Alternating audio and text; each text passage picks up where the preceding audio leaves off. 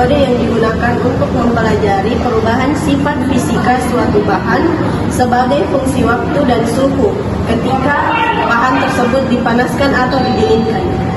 Teknik ini melibatkan penggunaan panas untuk mempelajari sifat-sifat termal dari nanomaterialis seperti titik leleh, kristalisasi, dan dekomposisi.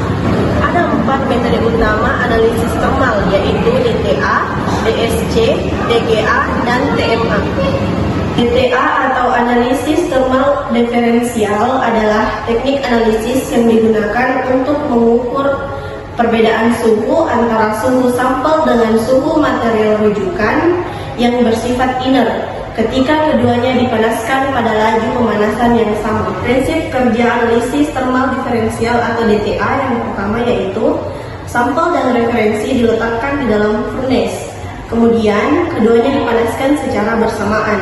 Setelah itu, sensor akan mencatat perubahan suhu yang muncul akibat adanya reaksi atau perubahan fase pada sampel.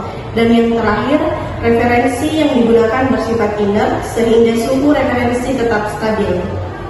Kemudian kita masuk kepada kalorimetri pemindaian diferensial atau DSC, yang dimana teknik analisis termal yang mengukur perubahan aliran kalori atau heat flow yang masuk atau keluar dari sampel ketika dipanaskan, didinginkan, atau ditahan pada suhu tertentu. Kemudian untuk prinsip kerja dari DSC yang pertama yaitu sampel dan referensi inert ditempatkan dalam instrumen DSC, kemudian dipanaskan laju pemanasan yang sama, kemudian instrumen mencatat jumlah energi atau kalori yang dibutuhkan agar suhu sampai selalu sama dengan referensi. Dan yang terakhir hasil berupa kurva heat flow dengan suhu. Gambar di samping merupakan contoh dari kurva heat flow dan suhunya. Informasi yang dihasilkan yaitu titik leleh, melting point, dan entapilnya, kristalisasi dan entapilnya, transisi kaca, reaksi kimia yang melepas dan menyerap energi, stabilitas termal dan material. Analisis gravimetri termal atau TGA merupakan suatu teknik analisis termal yang digunakan untuk mengukur perubahan massa sebagai fungsi dari suhu atau waktu selama proses pemanasan. Prinsip kerja dari TGA dimulai dari sampel ditempatkan pada tungku atau furnace dan dihubungkan dengan neraca analitik atau microbalance yang sangat sensitif. Dari analisis TGA dapat diperoleh yaitu stabilitas termal material, suhu dekomposisi, zat volatil, residu setelah pemanasan, serta tahapan reaksi termal.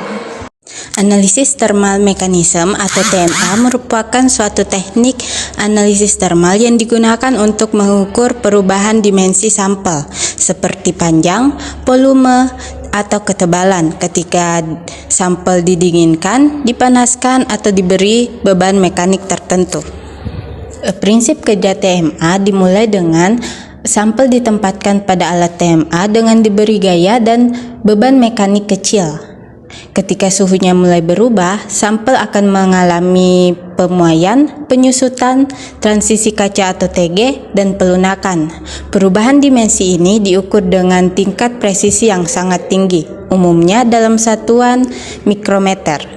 Dari analisis termal dapat diperoleh berbagai informasi penting seperti koefisien ekspansi termal, titik pelunakan, suhu transisi kaca, serta stabilitas dimensi material terhadap suhu.